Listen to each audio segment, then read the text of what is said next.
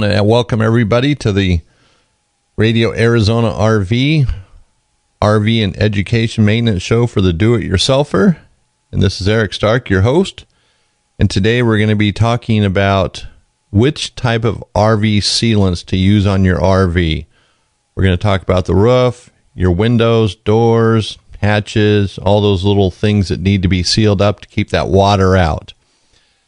So we're going to dig into this. There's a lot of ground to cover here because there's a lot of different seals, different types of seals, different brands. They do different things.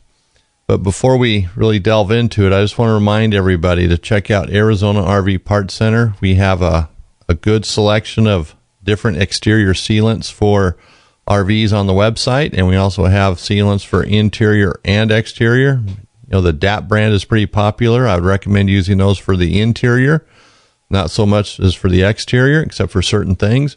But check out our website, Arizona RV Parts Center, and you can just navigate to sealants or type in the keyword sealant, and there you go. It'll bring up the page, and everything will be there.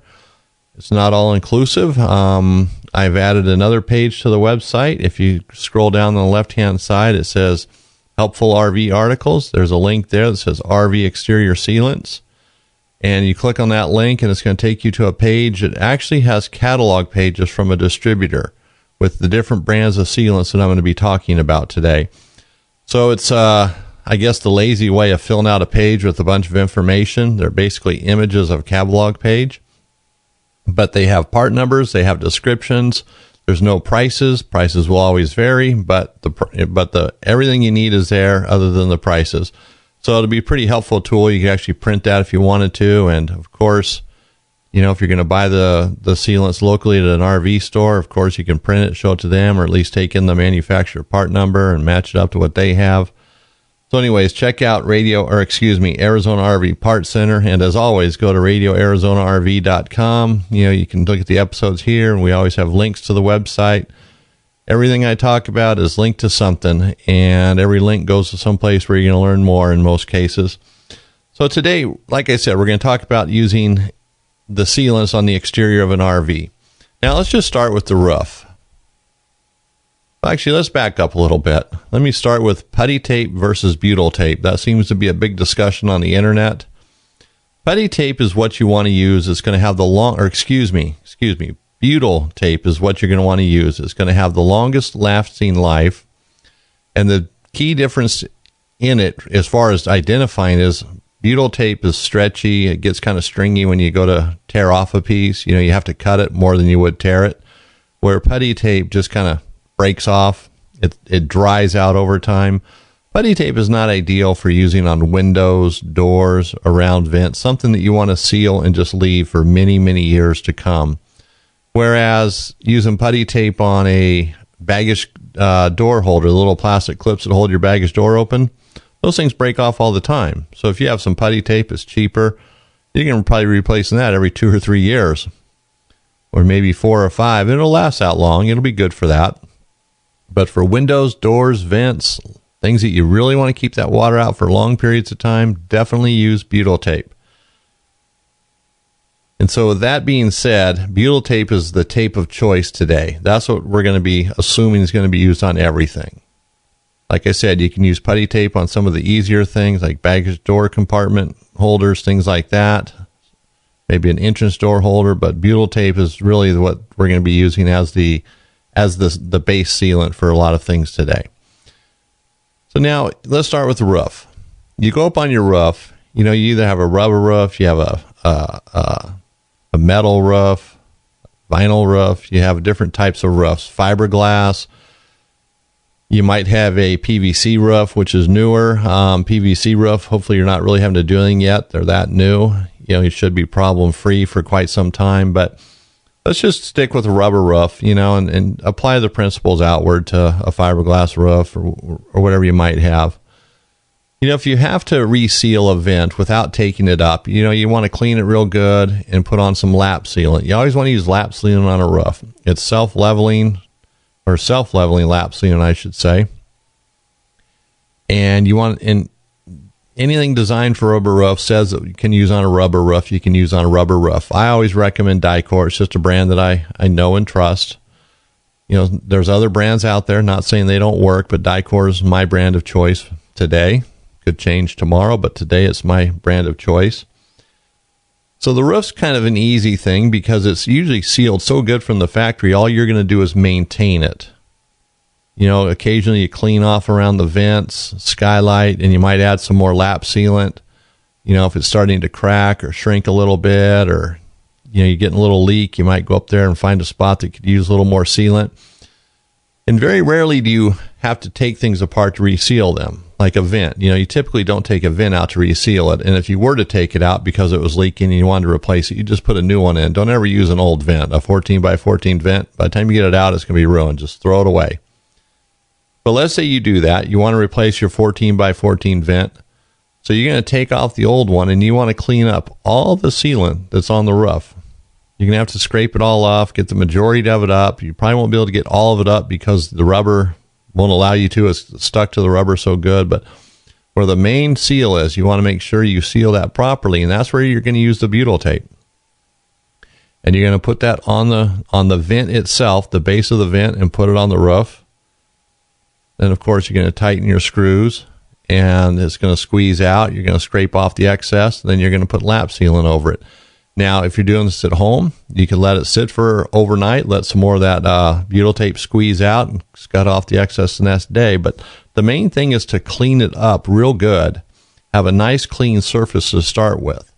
So, a roof vent's kind of an easy one. You're going to spend more time, just like on any of these things, cleaning it and preparing it for the seal, to reseal it. You don't want to skimp and leave some putty tape up there or butyl tape on the roof and think that you go over it, it's going to seal, because it probably won't. Everything has to be nice and clean, smooth, flat surfaces.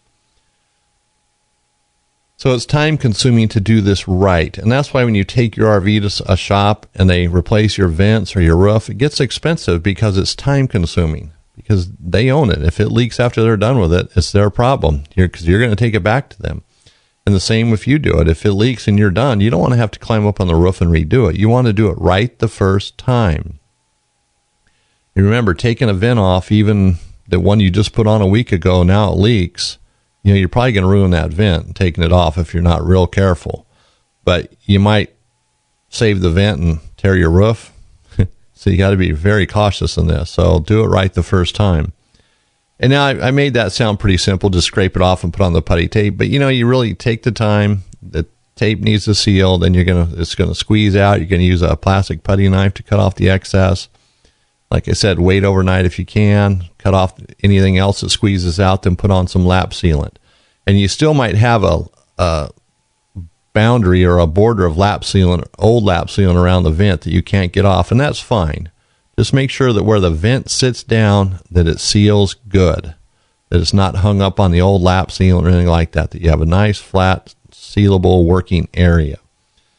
So the entire roof, you're going to use lap sealant on in most cases. You might have a fiberglass roof or a metal roof, and you'll use a sealant that'll work with that.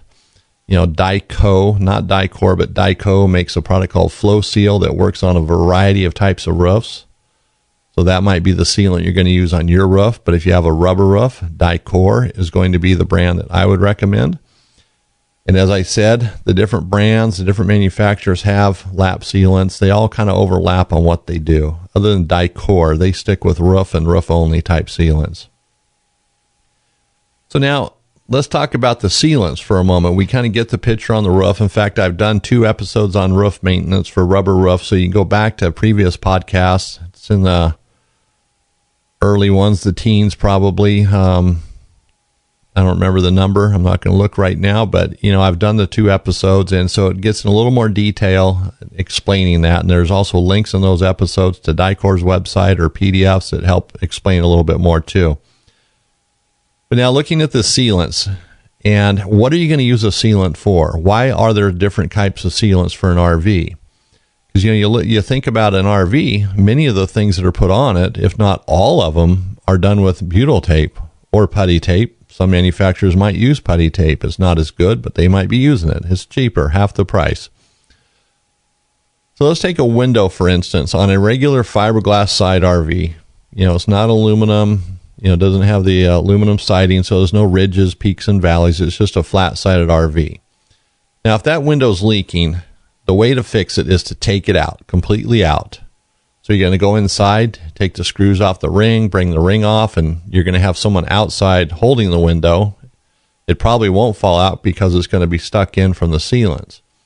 But it never hurts to have someone holding it. And then you're going to take that window off very carefully. You're going to want to scrape around the edges, to break that seal. You're going to take it out. And again, it comes to cleaning it up. Clean the window off, the window frame thoroughly, get all of the butyl tape or putty tape off, any silicone or sealant that's been put on there. Then you're going to do the same on the side of the RV, get it spotless. Then you're going to put that butyl tape on your window.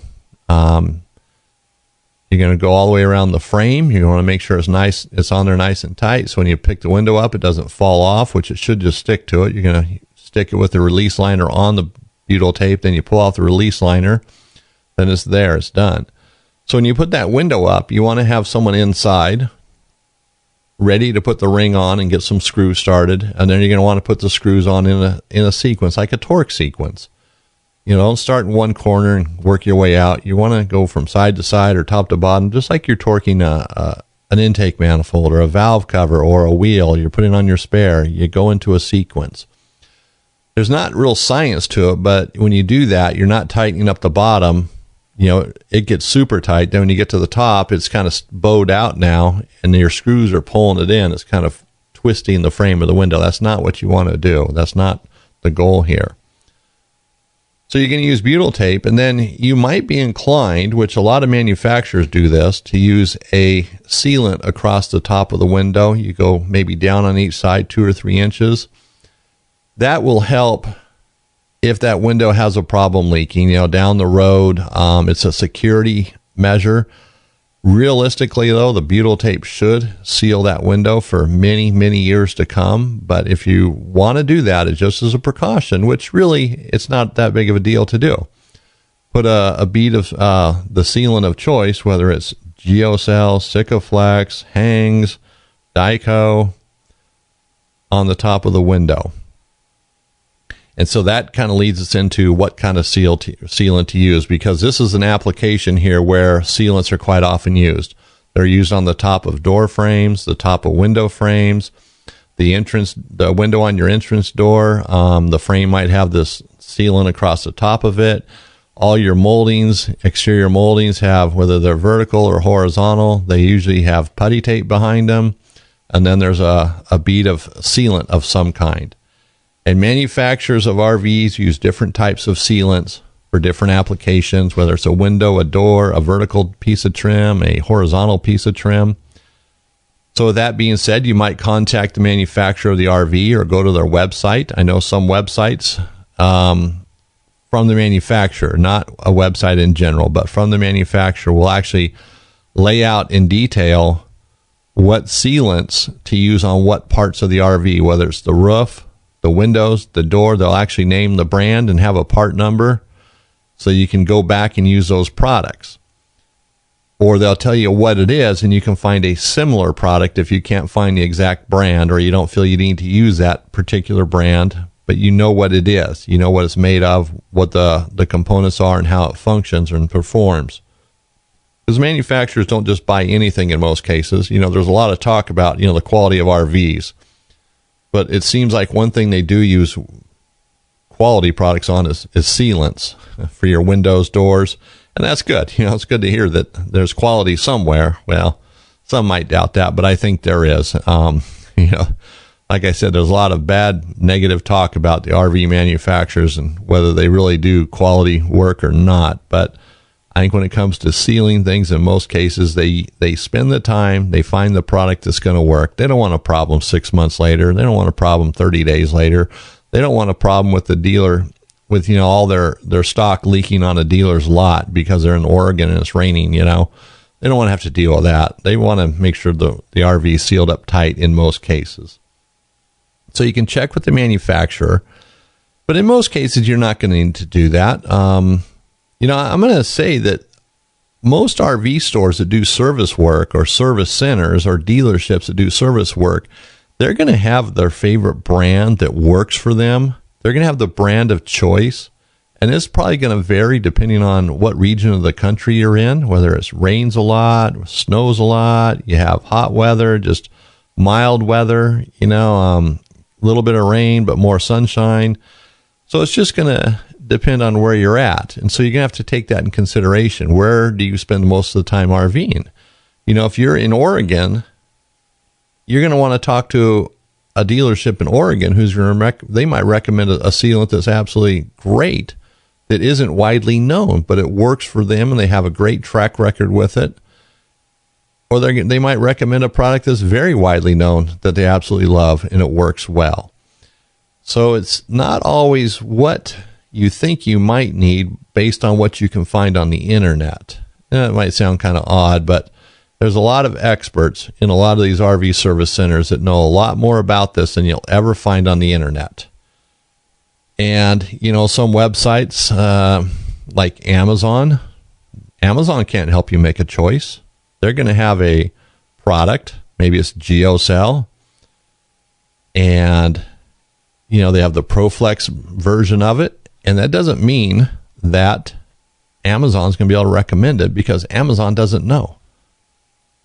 They're not an RV store. Amazon doesn't know anything about what they sell. Those descriptions aren't even usually Amazon's. They're descriptions they get from other people or the seller. So Amazon's not an expert. So you want to go to an expert. eBay's not an expert. You want to go to an expert. And generally, the local service center is going to be the place where you're going to go to find that expert advice. So now that I've bagged on Amazon a little bit and eBay, and rightly so, because they're not in the RV industry, they don't support the RV industry. And I'm in the RV industry, and I support the RV industry, and I like to see people that are in this industry support it. Going a little rant here now, but a lot of companies, I was looking on the internet this morning, and someone who actually recommends a way to seal a window says to go to Amazon and buy it. And this particular website, I'm not going to say the name, they're kind of an RV insider. They're a go-to website for the consumers, but they're recommending Amazon, and Amazon's not part of the RV industry. Support the industry if you can. I get Amazon's cheaper, but almost all this stuff is just as cheap at an RV store, but also you get the customer service, you get the advice, you get the expertise when you buy locally from an RV store.